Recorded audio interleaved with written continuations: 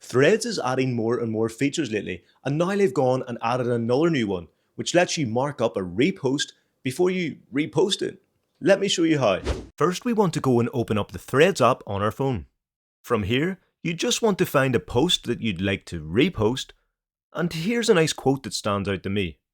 Now I'll go ahead and press on the repost icon with the two arrows just here, and you'll notice that there's a few options, including markup.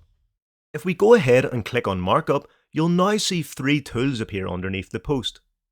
The left one is a highlighter, which has a thicker stroke, as you can see. The middle one is a finer pen-like stroke that looks like this, and the one on the right lets you draw arrows, which you can draw straight or curved, as you can see here. This will be handy to point things out. One thing I've noticed is that you can't currently change the colour of the lines, so the highlighter is yellow, and the thin line and arrows are both red for now.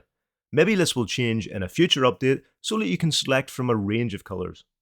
Now, if you're happy with your markup, go ahead and click Next at the bottom right of the screen.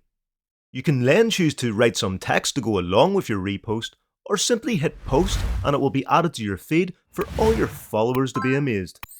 Thanks for watching, and I'll see you in the next one.